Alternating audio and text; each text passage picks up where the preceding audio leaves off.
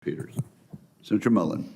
Talk about accountability. I wonder who was held accountable for the disastrous withdrawal out of Afghanistan, where 13 soldiers died and we left thousands of Americans behind underneath Secretary Austin's lead. Did one person get held accountable during that time?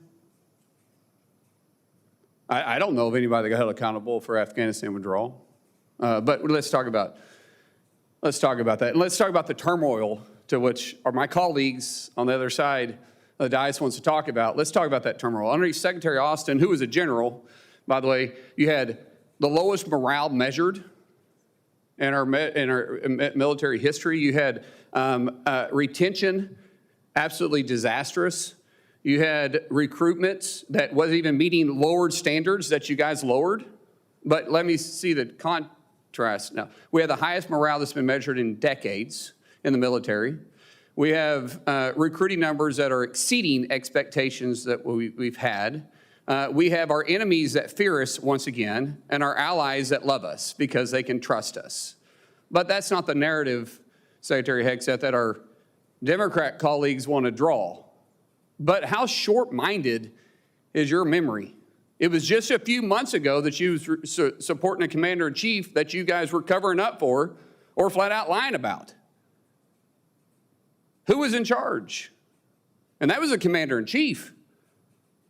Oh, but let's not talk about that. Instead, let's just point fingers at something that fits a narrative. You want to talk about war powers or the fact that during our reposturing in the Middle East against Iran, which would have never taken place if our colleagues on the other side would have held the administration accountable while they're giving billions of dollars back to Iran and knowing good and well during the briefings that they were actually trying to develop a nuclear weapon, but we turned a blind eye to that, and now the mess that was created by the Biden administration, this administration, or the Trump administration, and the leadership of Secretary Hegseth is simply trying to clean up.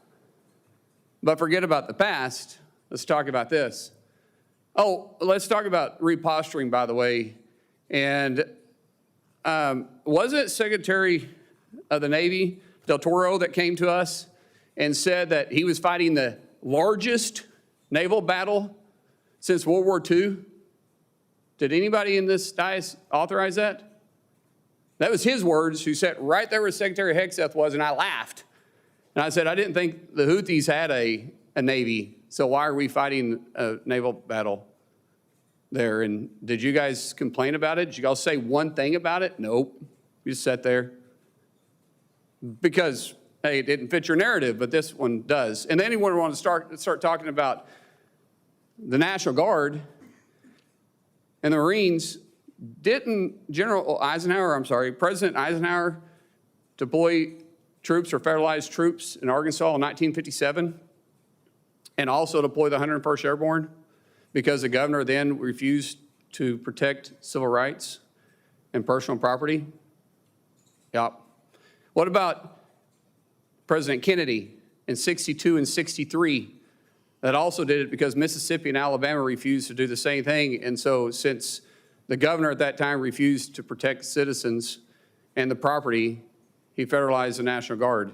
Oh, let's think about 65 too, because LBJ did the exact same thing. But that's history. But yet it's extremely important to the context of what you guys are claiming to be done here. But that doesn't fit the narrative that you guys want to put out there. History is history. Look back at it if you want to or not. But keep in mind, every time you're pointing fingers here, you got 3 fingers pointing back at you. Because the previous administration, you guys 100% turned a blind eye to and did nothing to hold them accountable. Nothing. So don't sit up here on the dais and pretend like you're trying to hold administration accountable now because you didn't for 4 years. You literally covered up for a commander-in-chief that was absent. Absent-minded and absent leadership. And you guys did absolutely nothing. Even your left-leaning media is saying it was the worst cover-up possibly in political history. Yet nothing from you guys. You all should be ashamed of yourself. Literally, you should be ashamed of yourself. I yield back. Thank you, Senator Mullin. Senator Rosen.